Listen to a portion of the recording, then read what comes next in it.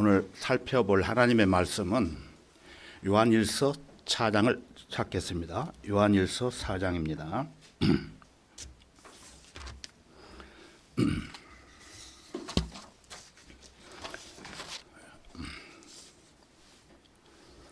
요한일서 4장을 찾으셨으면 7절부터 12절까지 보겠습니다.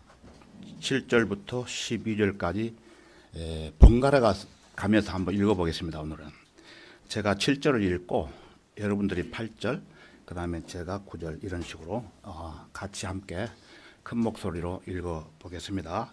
제가 먼저 7절을 읽겠습니다. 사랑하는 자들아, 우리가 서로 사랑하자. 이는 사랑이 하나님께 속한 것이기 때문이라.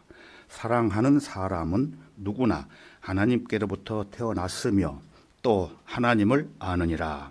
사랑하지 않는 자는 하나님을 알지 못하나니 하나님은 사랑이시기 때문이라.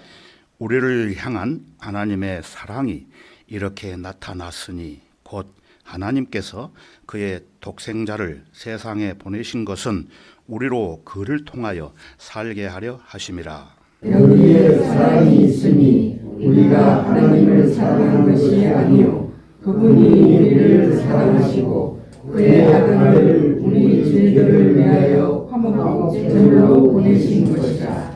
사랑하는 자들아, 하나님께서 이처럼 우리를 사랑하셨으니 우리도 서로 사랑하는 것이 마땅하도다. 어느 때에도 하나님을 본 사람은 아무도 없으나 우리가 서로 사랑하면 하나님께서 우리 안에 거하시고 그의 사랑이 우리 안에서 온전해지느니라. 이 시간에는 하나님의 온전한 사랑이라는 제목으로 설교하겠습니다. 하나님의 온전한 사랑. 자, 이 세상에서 사람들이 살아가는 동안 사랑이라는 이 단어를 모르는 사람이 없지요. 굉장히 중요한 단어입니다. 그래서 특히 고대 그리스에서 유래한 사랑에는 4가지 종류가 있다고 전해 내려오고 있습니다. 그 첫째는 에로스 사랑이라고 하는데 주로 낭만적이고 열정적인 사랑, 남녀 간의 사랑이라는 것입니다. 그래서 자기 영역을 넘어서지 못하고 자아 실현과 자기 욕구를 조건으로 하여 극히 이기주의라는 한계를 가지고 있다는 것입니다. 두 번째는 필리아 사랑이라고 하는데 친구 간의 사랑이죠. 우정, 우애를 의미하며 자기 감정의 영역을 넘어서지 못하고 오직 내 취미, 내 기호에 따라 내 마음에 맞는 사람만 사랑한다는 것입니다. 세 번째는 스토르게 사랑이라고 하는데 가족 간의 사랑이죠. 가족 간의. 즉 부모가 자식에게 또 자식이 부모에게 느끼는 혈육 간의 사랑으로 내 피가 섞인 자만 사랑한다는 것입니다. 여러분, 혈육 간의 피. 이 3가지 사랑의 공통점은 극히 자기 중심적이고 이기적이며 순간적이고 일시적인 사랑이라고 말합니다. 마지막 4번째는 중요한 사랑이죠. 아가페 사랑이라고 여러분 들어보셨을 것입니다. 무조건적이고 이타적인 사랑, 상대방의 조건이나 대가를 바라지 않고 베푸는 사랑이라고 말하고 있습니다. 그래서 수많은 사람들이 생각하기를 사랑이 있는 곳에 신이 있다는 톨스토이의 단편 소설에 등장하는 마르틴의 이야기를 매우 좋아합니다. 그것은 가톨릭 사상인데요. 가톨릭 사상. 그래서 마태복음 25장에서 나오는 말씀을 인용하고 있어요. 그 사람들은. 자, 한번 잠깐 보겠습니다. 마태복음 25장 35절을 보시면은 이는 내가 굶주렸을 때에 너희가 먹을 것을 주었으며 내가 목마를 때에 마실 것을 주었고 내가 나그네였을 때에 대접하였고 또 내가 헐벗을 때에 입혀 주었으며 내가 병들었을 때에 문 안에 주었고 내가 감옥에 갇혔을 때 찾아와 주었도다 하리라. 예. 이러한 선한 일들을 보잘것이 없는 형제에게 극진히 대접한 것이 바로 하나님에게 한 것이라고 말을 하고 있습니다. 그러나 그렇지 않습니다. 이러한 사랑은 성경 한 구절 보겠습니다. 마태복음 25장 40절을 보시면은 그러나 왕이 대답하여 그들에게 말하기를 진실로 내가 너희에게 말하노니 여기 내 형제들 가운데 가장 작은 자 하나에게 한 것이 곧 나에게 한 것이라 하니라. 이 말씀을 인용을 하고 있는데 여기에 나오는 내 형제라는 것은 구원받지 않은 육신적인 형제를 말하고 있습니다. 혼돈하시면 안 돼요. 그 이유는 사랑은 선행을 행하고 사랑은 주는 것이지만 그 무엇보다도 하나님의 온전한 사랑은 죄 없는 분이 죄인인 우리를 사랑하셔서 우리의 죄들을 위해 죽기까지 하셨다는 것입니다.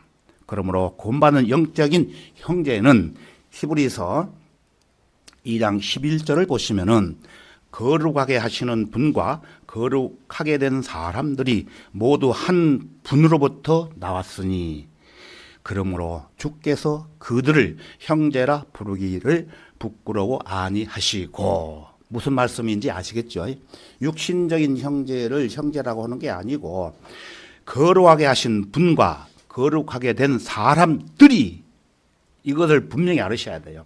그래서 하나님의 온전한 사랑은 인간에 속한 모든 그 사랑에 결핍된 것도 다 채울 수 있을 뿐만 아니라 인간 간의 사랑도 더 풍성하게 하고 의미 있게 하는 근본적인 온전한 사랑이라는 것입니다. 그렇다고 해서 형제들 간에 이 사랑을 하지 말라는 얘기가 아닙니다.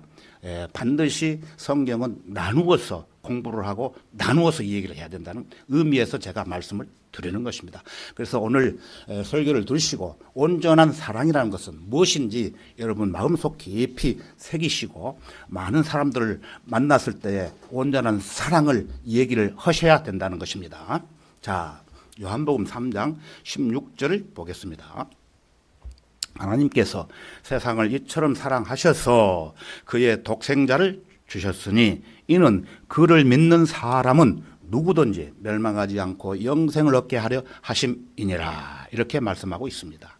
그래서 하나님께서 세상을 이처럼 사랑하셨다는 말씀에 여러분들이 주목하셔야 돼요.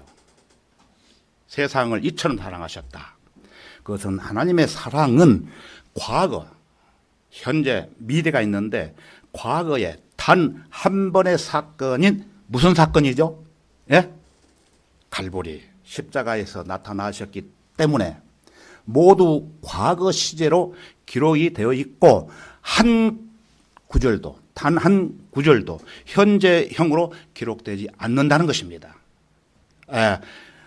이런 그 구절이 있으면 저한테 얘기해 주십시오. 배우겠습니다. 절대 없습니다. 하나님께서 그분의 아들을 거부한 죄인을 사랑한다는 구절이 없다는 말씀이에요. 죄인을 사랑하지 않습니다. 그런데 세상을 이처럼 사랑했다고 해서 모든 사람을 하나님께 사랑한다고 이렇게 얘기를 하고 있어요. 잘못된 교리. 그래서 하나님의 온전한 사랑은 지금으로부터 약 2000년 전에 저 하늘에 계신 예수께서 육신의 몸을 입고 이 죄 많은 땅으로 내려오셔서 나 같은 죄인을 위해 이미 십자가에서 피 흘려 죽으셨던 것입니다. 과거죠.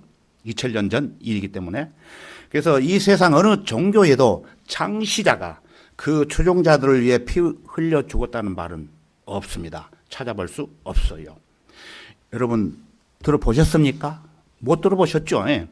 하지만 예수 그리스도께서는 하나님의 온전한 사랑을 나타내시기 위해 그리스도께서 우리의 허물과 죄로 인하여 죽으시고 장사되셨다가 성경대로 3일 만에 부활하시고 성천하셨다는 날이 있습니다. 그래서 성경대로 셋째 하늘에 다시 올라가셨다는 말씀이 기록이 되어 있습니다. 고린도전서 16장에 기록이 되어 있죠. 그러므로 과거에 있었던 사실을 지금 현재 여러분이 이 사실을 믿으면 여러분은 멸망하지 않고 영생을 소유하였으므로 주께서 그들을 형제라 부르기를 부끄러워 아니하신다는 말씀이에요. 자, 하나님의 온전한 사랑 첫 번째입니다. 독생자 아들까지 주신 사랑이라는 것입니다.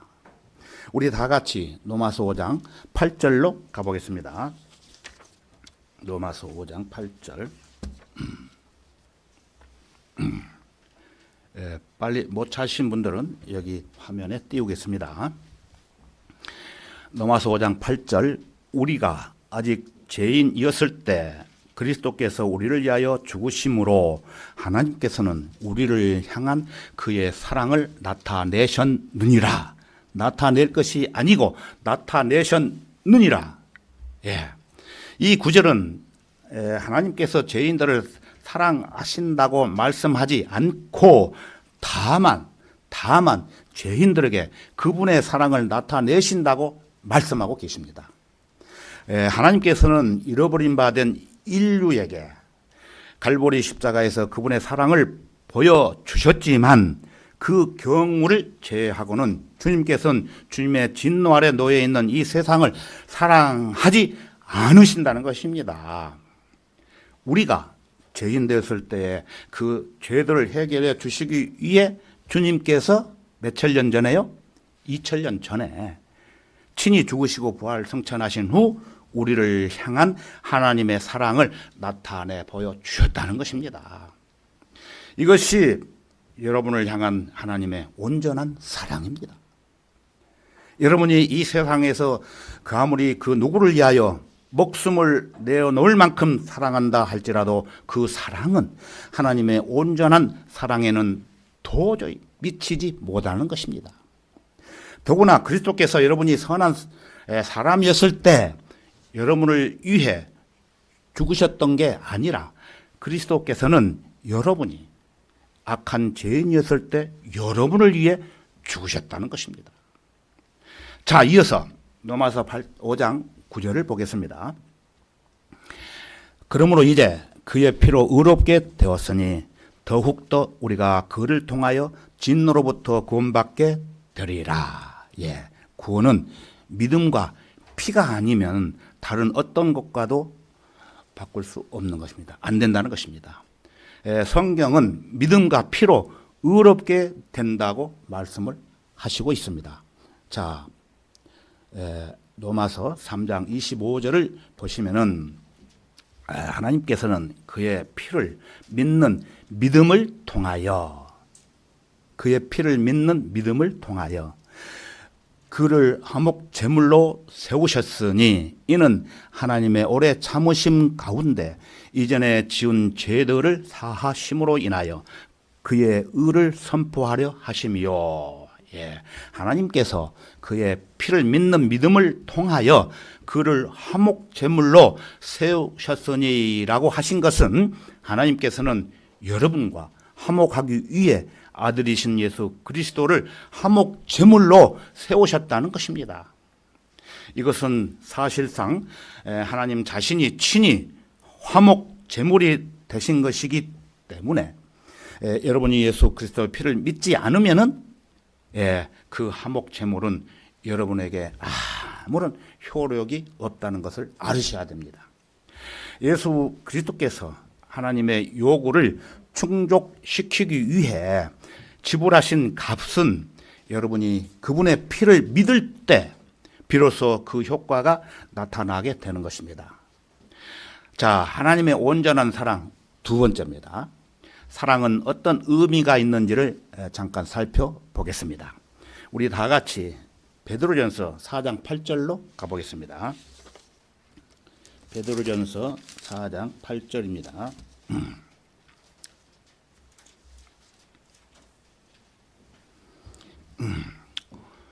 베드로전서 4장 8절 앞에도 띄우겠습니다. 무엇보다 서로 뜨겁게 사랑하라. 이는 사랑이 허다한 죄들을 덮기 때문이라.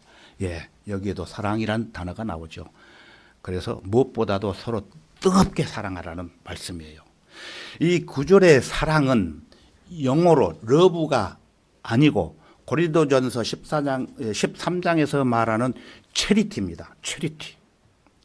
여러분이 그리스도 안에서 형제가 된 사람들을 사랑하게 되면 형제들의 죄들을 어딘가 너그럽게 눈 감아 주기도 하고 그들의 죄들을 들먹거리는 것을 하지 않는다는 것입니다.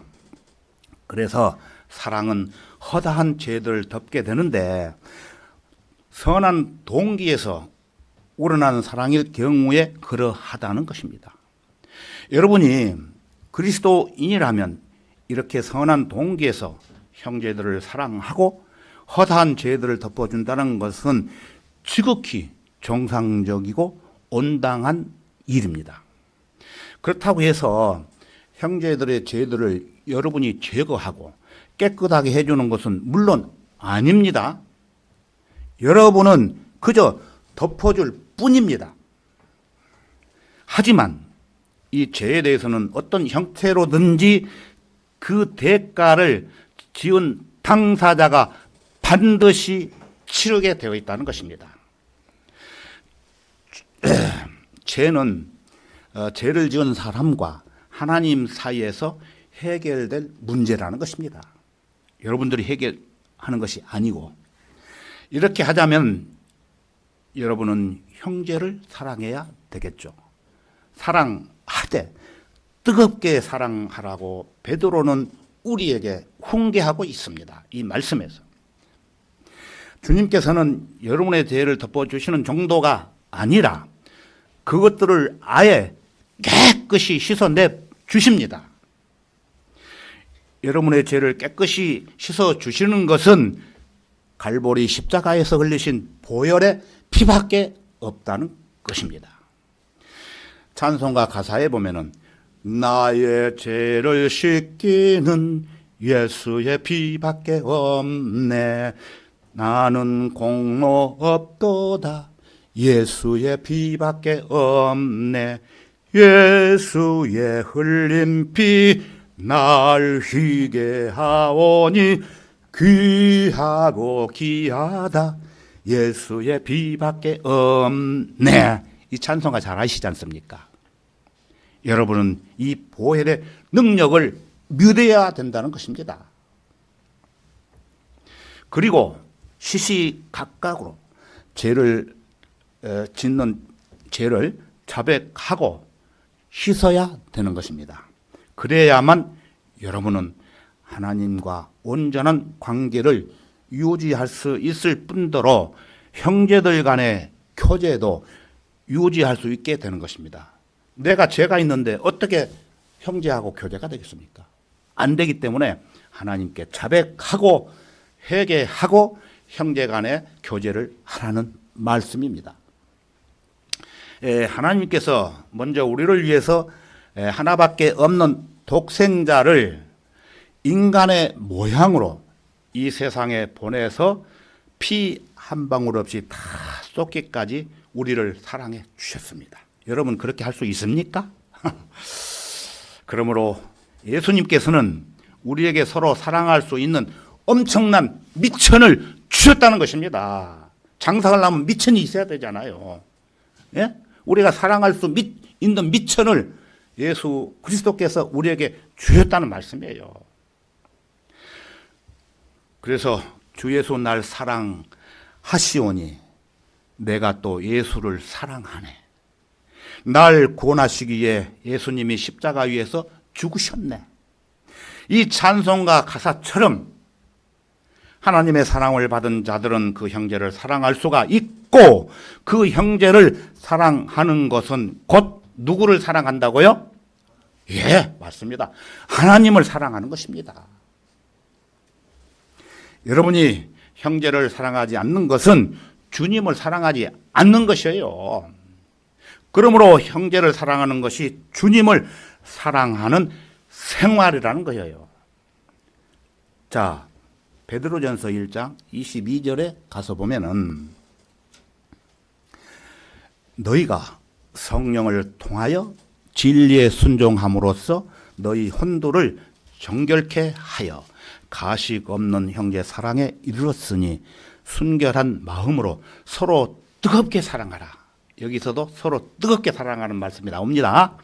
가식 없는 형제 사랑에 이르렀으니 이것은 믿음으로 혼이 정결케 된 결과라는 것입니다. 형제 사랑에 가식이 없으려면 여러분의 마음이 정결해야 돼요.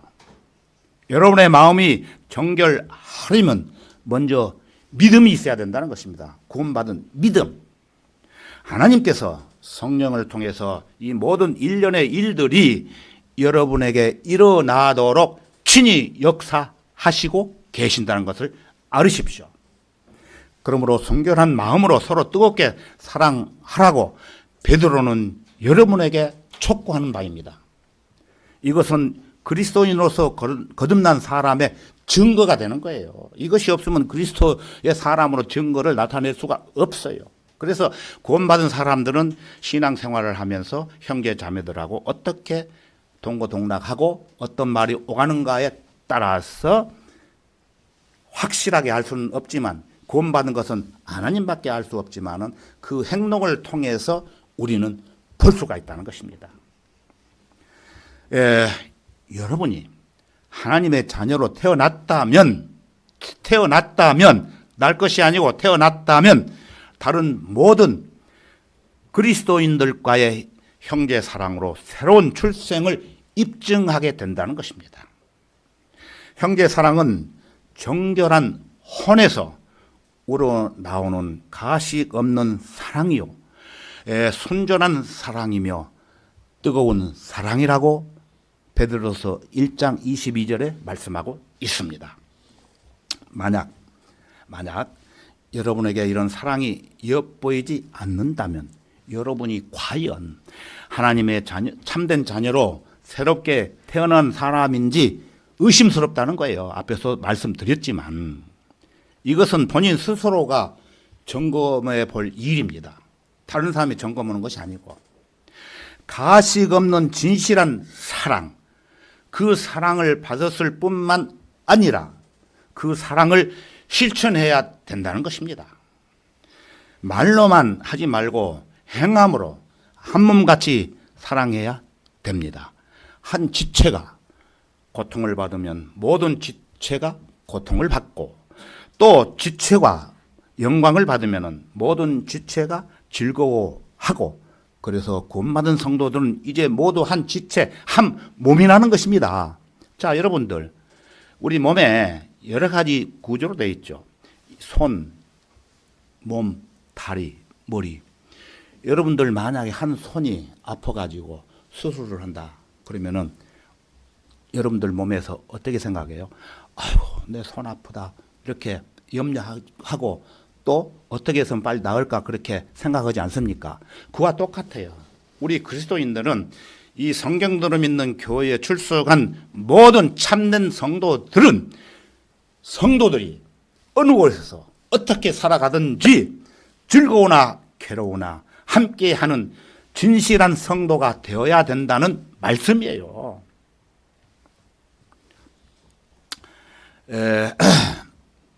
그래서 형제 자매가 어떤 어려운 일을 당했는데도 태연히 모른 채 하고, 또 좋은 일이 있어도 같이 기뻐할 줄 모르는 사람이 없겠죠.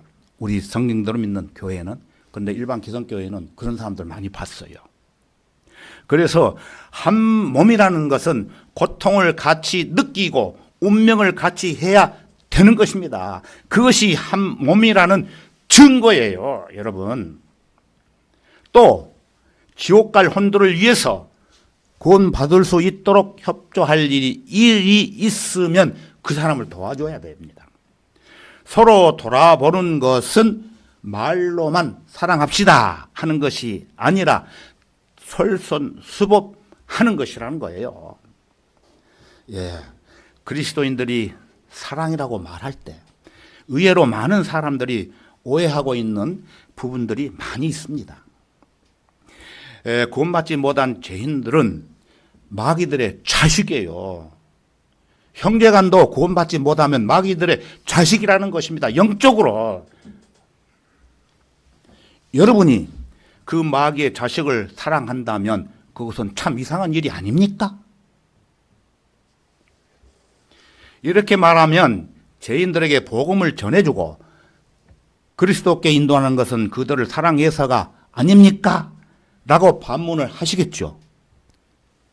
그러나 죄인의 혼을 그리스도께로 이겨오는 것은 그들을 사랑해서가 아니라 하나님을 사랑하기 때문에 그렇다는 것입니다. 이해되십니까? 이해를 잘 하셔야 돼요. 오해될 소지가 많이 있습니다. 형제 자매를 사랑하지 말라는 말이 아니에요. 하나님의 사랑을, 온전한 사랑을 알려주기 위해서는 그 사람이 구원받았을 때에 하나님의 사랑을 나타낸다는 거예요. 죄 짓고 있는데 사랑을 하게 해서 내 사랑, 내 아들, 내 어머니, 내 아버지, 육신적인 사랑이에요. 그거는 하나님의 사랑이 아니라는 것을 다시 한번 여러분에게 강조하는 바입니다.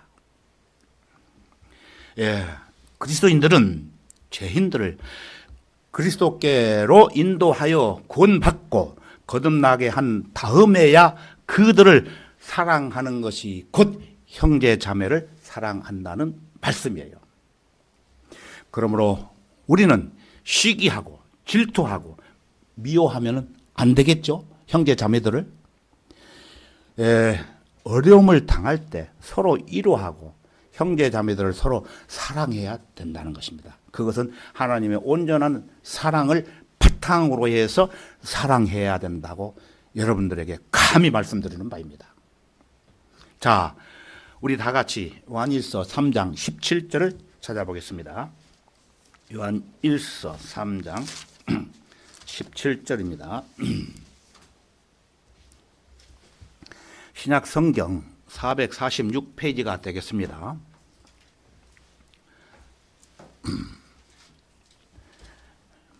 요한계시록 앞에 있죠.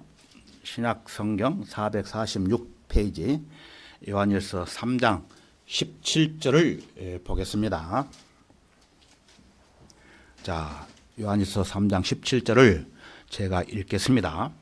누가 세상의 재물을 가졌는데 자기 형제의 궁핍한 것을 알면서도 그를 동정하는 마음을 닫으면 어찌 하나님의 사랑이 그 안에 거하겠느냐. 캐션 마크가 붙어 있죠. 그 캐션 마크를 제가 풀어드리겠습니다. 말씀으로. 자, 구원받은 어떤 형제가 이 세상에 재물을 많이 가지고 있으면서 구원받은 이 형제의 궁핍함을 알면서도 그를 동정하는 마음을 닫으면 어찌 하나님의 사랑이 그 안에 거하겠냐는 말씀이에요.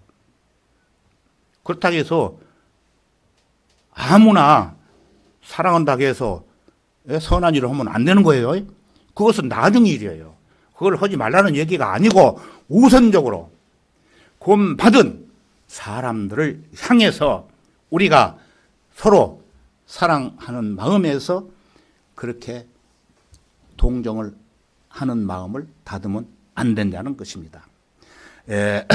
그리스도인들이 자기에게 있는 재산은 몽땅 내 거다 하면서 자기 마음대로 사용하는 것은 자기 육신의 욕심 때문이에요. 저 이런 사람들 봤어요. 돈은 굉장히 많이 있지만 자기 호화호식 또 자녀들 위해서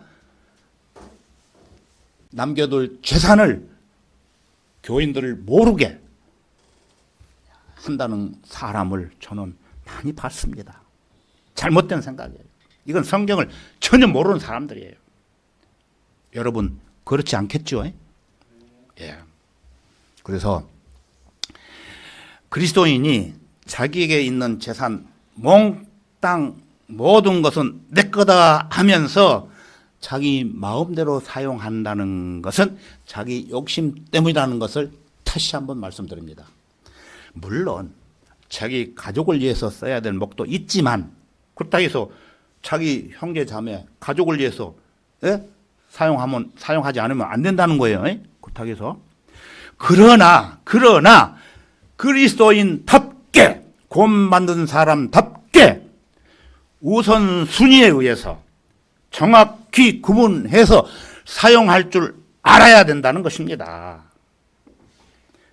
그래서 가난한 형제가, 구원받은 형제가 자기 주변에 있으면 신앙생활을 잘 할 수 있도록 옆에서 도와주는 것이며, 또 어떤 성도가 육신의 질병으로 누워 있는지, 또 어디서 누가 죽어가고 있는지 서로 살펴봐야 된다는 것입니다.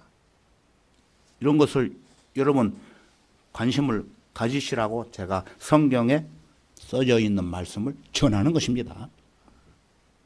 이러한 선행을 알면서도 자기 행복을 위해 주변 성도들의 어려운 생활을 외면하고 행동에 옮기지 않으면 성경은 뭐라고 말씀하신지 아십니까? 여러분이 잘 아는 말씀이에요. 욕심이 잉태한 즉 죄를 낳고 죄가 장성한 즉 사망을 낳느니라고 말씀하고 있습니다. 여러분 이거 외우세요. 머리에 새기세요. 그래서 형제 자매들끼리 사소한 문제로 서로 싸우게 되고, 또 자기 의견과 일치가 되지 않는다고 해서 미워하고, 특히 아무개 보기 싫어, 나는 오늘 교회 가기 싫다, 안 갈래, 이런 말들이 쉽게 나올 수 있다는 것입니다. 그것은 자기 욕심이라는 거예요.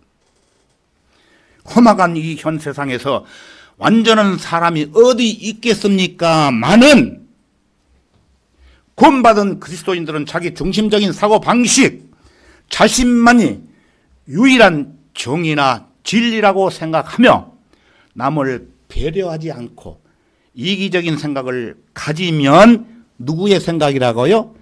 마귀에게 틈을 주기 때문에 항상 주의가 필요하다는 것입니다. 마귀에게 틈을 주지 말라는 거예요. 이어지는 18절과 19절을 보겠습니다. 너희 어린 자녀들아, 우리가 말이나 혀로 사랑하지 말고 행동과 진리로 하자. 이로써 우리가 진리에 속한 줄 알고 또 그분 앞에서 우리의 마음을 확고히 하리라.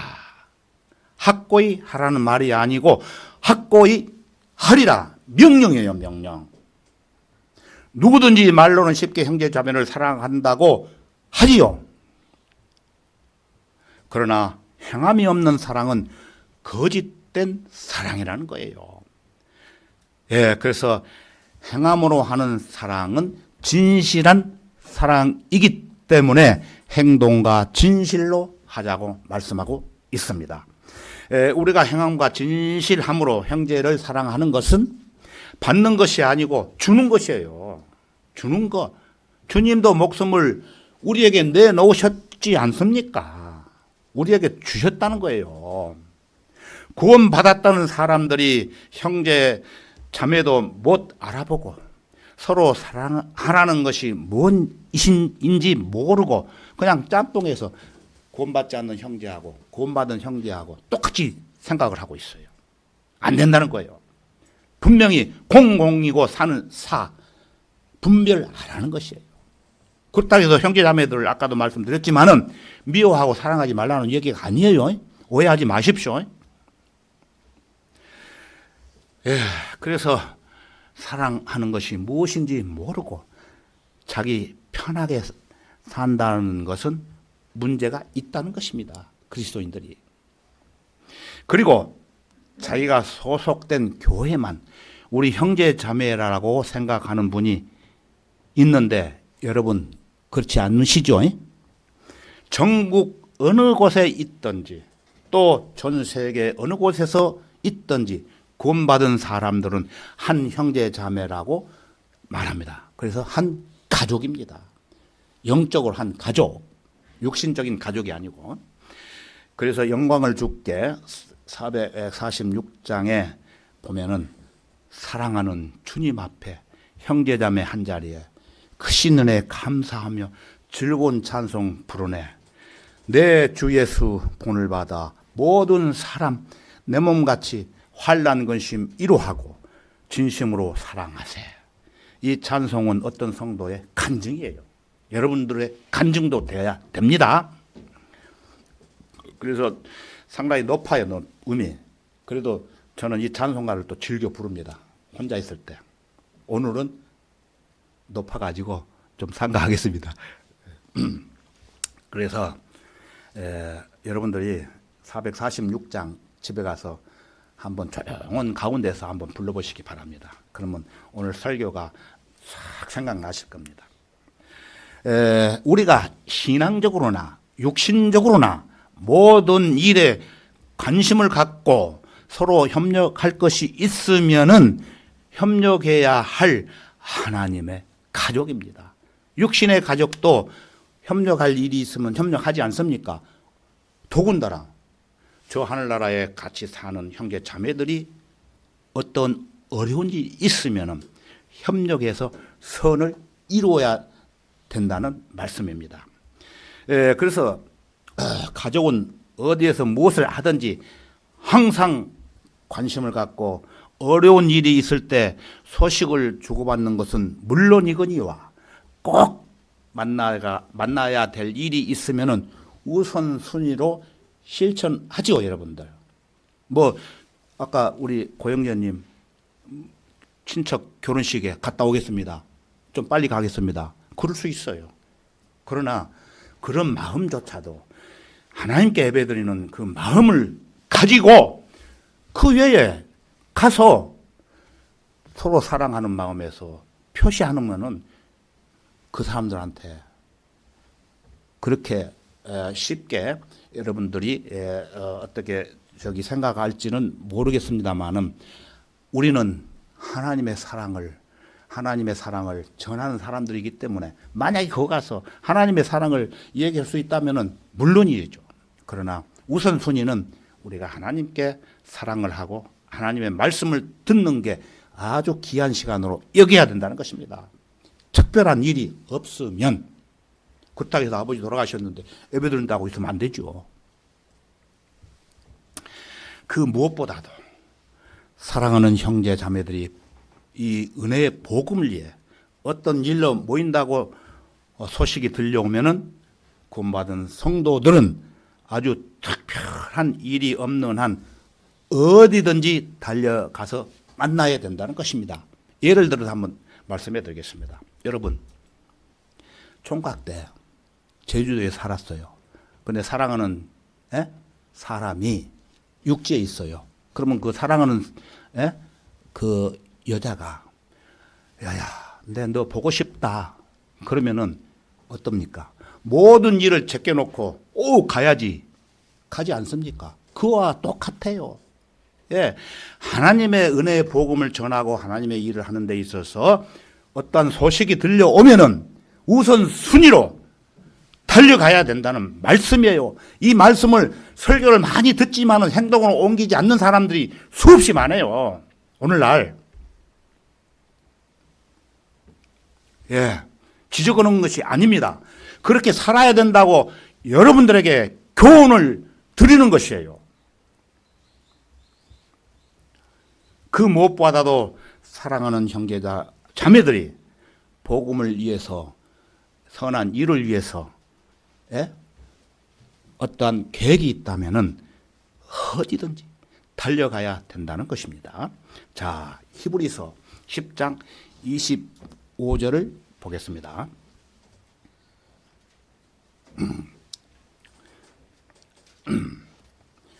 히브리서 10장 25절입니다.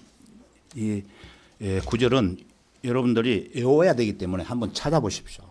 제가 여기다 자꾸 띄우니까 어디가 있는지도 모르시요. 그런 사람들이 많습니다. 히브리서 10장 25절이 왼쪽에 있는지 오른쪽에 있는지 그 표시를 해놓으세요. 그래야 집에 가셔도 생각나가지고 이 성경 구절을 외울 수 있도록 빨리 쉽게 찾을 수 있다는 것입니다. 네, 몇 분들을 위해서 제가 이제 성경 찾기 힘드시니까 제가 여기서 성경을 띄우기 때문에 그건 참고용입니다. 예, 그래서 성경을 직접 찾으시라는 것입니다. 히브리서 10장 25절입니다. 못 찾으신 분들은 이 앞에를 보십시오. 어떤 사람들의 습관처럼 우리 자신들이 함께 모이는 것을 저버리지 말고 서로 권면하여 그날이 가까워 오는 것을 볼수록 더욱 그리하자. 수없이 많이 들으셨을 겁니다. 이 말씀은 일반 기성교회에서도. 그리스도인들은 교회 일들에 관해서 모이는 일이 있다면 여러분은 두말할 것도 없이 함께 모이는데 동참하는 것을 잊지 마시기 바랍니다. 자, 하나님의 사랑 세 번째입니다. 너희는 사랑받는 자녀로서 하나님을 따르는 자가 되라는 것을 살펴보도록 하겠습니다. 우리는 하나님께서 용서하셨다는 의미에서 하나님을 따라야 됩니다. 그러므로 우리는 그리스도께서 받으신 고난을 본받아 그리스도를 따라야 하며 증거하는 일에 있어서 사도 바울이 고린도전서 11장에서 말씀했는데, 자, 우리 한번 보겠습니다. 고린도전서 11장 1절, 내가 그리스도를 따르는 것처럼 너희는 나를 따르는 자가 되라. 예. 내가 그리스도를 따르는 것은 내가는 누구를 얘기합니까? 예? 답을 말씀드렸는데 사도 바울이죠. 내가 그리스도를 따르는 것처럼, 사도 바울이 따르는 것처럼 너희는 나를 따르는 자가 되라고 사도 바울이 이렇게 말하고 있어요. 그리스도를 따르는 사람이란 죄인들로 하여금 예수 그리스도를 영접하고 영생을 얻도록 해주는 사람을 말하고 있습니다. 무엇보다도 바울은 죄로 말미암아 죽은 사람들의 혼을 그리스도께로 인도하여 영원한 생명으로 거듭나게 하는 일을 가장 모범적으로 실천한 사람이기 때문에 그렇습니다. 그런 점에서 바울이야말로 우리가 따르기에 가장 훌륭한 본보기가 되는 것입니다. 우리가 어떤 사람을 따르고자 할 때 맨 먼저 이것부터 분명히 확인해 보아야 되는 것입니다. 이런 사람들이야말로 진짜 성경대로 믿는 사람이라는 것입니다. 말씀을 드리면은, 그래서 우리가 따라야 할 사람은 무엇보다도 성경대로 믿는 사람이 되었을 때 그 사람을 따라가는 것입니다. 그래서 바울이 자기를 따르라고 했던 까닭은 말씀으로 완전 무장을 갖추고 그리스도를 따르고 있었기 때문에 내가 어떤 사람을 따를 것인가를 결정하는 것은 그 사람이 하나님을 진정으로 사랑하고 있는가, 하나님께서 지시하는 길을 정말로 그 사람이 가고 있으며 하나님께서 진정으로 쓰시는 사람인가 여부를 확인하고 결정하고 따라가야 된다는 것입니다. 여러분 아무나 따라가면 안 됩니다. 그래서 성경대로 믿는 교회가 오늘날 전국에 태동이 되었고, 감사할 일은 우리 제주 지역의 이곳에서 성경대로 믿는 교회가 태동이 되어서 오늘날 이렇게 여러분들이 이 자리에 참석해서 말씀을 배우고 하나님을 사랑하고 섬기는 것입니다. 잘 분별해서 가셔야 돼요, 교회. 제가 우리 교회 꼭 나오라는 게 아니고 말씀에서 옳은가 아닌가를 분별해서 교회를 가시라는 말씀이에요. 내가 틀리는 얘기하면은 어쩔 수 없지만은, 그러나 여러분들이 들으셨을 때에 성경대로 믿는 교회에서 설교를 하는 것은 하나님께서 저에게 이로부터 주시는 지혜와 능력, 총명을 허락해 주셨기 때문에 제가 이 자리에서 담대히 말씀을 드리는 것입니다. 혹시 설교를 들으시고 의심나거나 문제가 풀리지 않는 것은 개인적으로 저에게 전화를 해 주시고 상담을 받으세요. 그러면 제가 아는 데까지 말씀을 드리겠습니다. 예, 그래서 하나님께서 진정으로 쓰시는 사람인가 여부를 결정해서 따르라는 것입니다. 바울이 이렇게 말씀을 하고 있어요. 그런데 어떤 사람들은 예수 그리스도를 믿고 영생을 얻도록 하는 데에는 관심이 없고 돈 많은 사업가들이나 다방면에 걸친 유명한 사회 명사들을 끌어들여서 대대적인 선전 효과를 노리고 수천 명의 회원들을 거느리게 된 어떤 교회 목사일지라도 우리가 그 아무리 훌륭한 사람이라 할지라도 따를 수 없다는 말씀이에요. 우리는 말씀으로 무장된 영적인 사람을 찾아내서 그런 사람을 따라야 간다고 다시 한번 반복해서 말씀드립니다. 그리스도인에게는 인간 지도자는 필요 없고 인간 영웅도 필요 없습니다. 아무리 잘생기고 훌륭한 박사학위를 땄다 할지라도 필요 없다는 거예요. 인간적으로는. 그리스도인들이 필요로 하는 지도자는 오직 누굽니까? 주 예수 그리스도 한 분밖에 없습니다. 바울이 그리스도를 따르는 것처럼 우리도 그리스도를 따르려 참된 복음의 진리를 열심히 공부해야 되는 것입니다.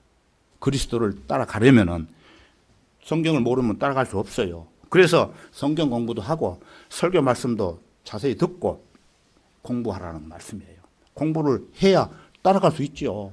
이강덕이 어떤 사람인지 알아야 이강덕을 따라갈 수 있듯이 예수 그리스도를 알아야 따라갈 수 있다는 거예요. 바울 사도의 이야기예요.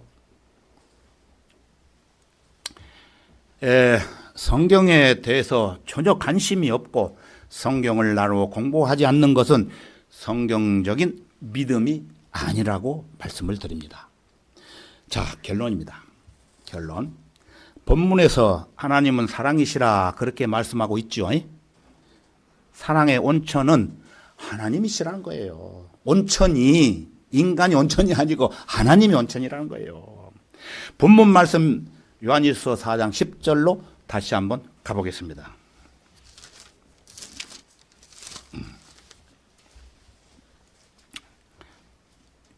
요한일서 4장 10절입니다. 제가 읽겠습니다. 여기에 사랑이 있으니 우리가 하나님을 사랑한 것이 아니요 그분이 우리를 사랑하시고 그의 아들을 우리 죄들을 위하여 화목 제물로 보내신 것이라. 여기에 사랑이 있으니 어디에 사랑이 있다고 말씀하십니까? 여기에 사랑이 있으니 어디? 예수 그리스도 안에 사랑이 있다는 말씀이에요. 하나님께서는 세상을 사랑하셨고 그 사랑을 갈보리에서 예수님을 통해서 나타내셨으며 하나님의 그 온전한 사랑은 지금도 지속되지만 이 사랑은 오직 갈보리 십자가하고만 관련되어 있다는 것을 여러분 잊지 마시기 바랍니다. 많은 사람들이 착각을 해요. 사랑의 하나님께서 지금도 구원받지 못한 죄인들을 사랑하신다고 착각하지 말라는 거예요. 지금도 사랑한다고. 이해가 조금 안 되실 거예요. 조금 더 설명드리면은 구원받지 않는 사람을 사랑한다는 말이 아니에요. 구원받은 사람을 사랑한다는 말씀이에요.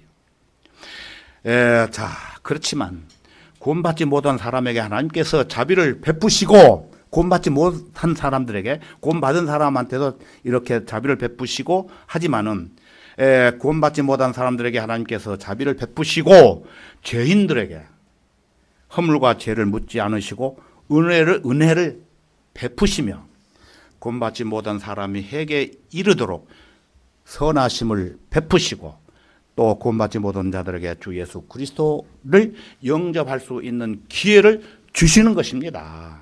기회. 이 기회를 여러분들이 구원받지 않는 사람들한테 전달해야 되는 것입니다. 여러분들은 구원받았기 때문에요. 그래서 구원받지 못한 사람은 그리스도 안에 있지 아니하고 그리스도 밖에 있기 때문에 그들을 사랑하지 않고 하나님의 진노가 임해 있을 뿐이라는 것입니다. 그래서 지옥 가는 거예요. 예, 아버지 하나님을 우리가 사랑하는 것은 아버지 하나님께서 보내주신 속생자 예수 그리스도께서 내가 알기 전 날 먼저 여러분을 사랑하셨다는 것입니다. 예수 그리스도의 영이신 성령 하나님의 능력 가운데서 제일 먼저 성령의 열매 가운데서 사랑이 나오는 거예요. 인간의 마음의 사랑이 나오는 것이 아니고 그 원리와 그 능력 가운데서 살아가는 사람이 바로 정상적인 그리스도인이라는 것입니다. 성도를 사랑하는 사람이 그 능력을 갖추고 있는 사람이에요. 성령 하나님의 능력으로 사랑할 수 있다는 것입니다. 그렇게 할 때 그리스도인으로서 온전한 상태에 이를 것이라고 성경은 우리에게 약속하고 있습니다. 믿으십시오. 그래서 가장 위대한 것, 믿음과 소망보다 더 위대한 것은 뭐라고 했습니까? 사랑. 예, 사랑이라고 말씀하고 있습니다. 사랑하는 자들아, 우리가 서로 사랑하자. 사랑하는 사람은 누구나 하나님께로부터 태어났으며 또 하나님을 아는 것이라고 말씀하고 있습니다. 그래서 하나님을 사랑하려면 먼저 어떻게 해야 됩니까? 하나님께로부터 태어나야 된다는 것입니다. 즉 구원을 받지 않으면 하나님을 사랑할 수 없다는 것입니다. 여러분들은 구원 받았지 않습니까? 그래서 하나님을 사랑할 수 있는 자격이 주어졌다는 것입니다. 사랑이라고 하는 열매를 맺는 상태에서 가지고 있는 모든 지식과 지혜는 아주 값진 것이지만 그러나 그것이 배제되어 있다고 한다면 하나님을 알지 못하는 것입니다. 나는 교회다운 교회를 통해서 하나님을 섬기고 있는가? 본인 스스로 다시 한번 자문자답을 해보아야 될 것입니다. 하나님의 온전한 사랑에 대한 확신을 가지고 여러분들이 움직일 때 여러분은 하나님의 영광을 위해 부지런하게 일을 하면 되는 거예요. 수많은 사람들이 예수 그리스도의 복음을 듣지 못하고 자신의 죄 가운데서 죽어가고 있지 않습니까? 그러므로 죄 문제와 죽음의 문제와 하나님의 심판과 지옥의 형벌의 문제를 해결할 수 있는 분은 오직 우리의 하목 제물이신 예수 그리스도밖에 없습니다. 여러분만 구원받고 하늘나라에 간다 기쁘게 살지 마시고 친인척, 부모 부단히 기도해서 하나님의 사랑을 전달하는 여러분이 되시라는 거예요. 성경은 여러분들에게 제가 부담 줍니까? 그런 마음을 갖고 살아라는 거예요. 기도하고. 그래서 어떤 사람은 10년, 20년 후에 구원받는 사람들이 있어요. 저는 자랑이 아니고 저도 굉장히 기도를 많이 했어요. 그래서 뭐 몇십 년 후에 우리 친척들 또 처갓집에 식구들이 구원을 받은 그런 경험을 맛보았습니다. 그래서 여러분도 그 생각을 가지시고 오로지 우리의 목적은 뭐예요? 구원받게 할 수 있는 그렇게 삶을 살아가는 게 하나님께서 우리에게 주신 사랑의 목적이에요. 그거 안 하면 안 돼요. 예수 그리스도의 은혜로 복음을 증거하지 않는 사람은 하나님의 온전한 사랑을 실천하지 않는 것입니다. 오늘 이 자리에 설교를 들었다 할지라도 이런 마음이 없고 실천하지 않으면은 어떻게 됩니까? 다시 한번 오늘 설교를 가다듬고 듣고 실천하시는 큰 힘이 되시라고 말씀을 드리는 것입니다. 그래서 주님의 목적대로 여러분의 삶의 목표가 세상을 향해 걸어가고 있습니까? 성령 하나님께서 여러분의 마음 가운데 답을 주시겠죠. 제가 드리는 게 아니고 답을 주시는 것에 대해서 감사를 적극적으로 표명하시고 지금까지 잘 달려왔던 그 길 다시 한번 하나님께서 주시는 도전과 하나님께서 주시는 격려의 힘으로 계속해서 힘차게 전진하는 여러분이 되시기를 바랍니다. 예, 다 같이 기도하겠습니다.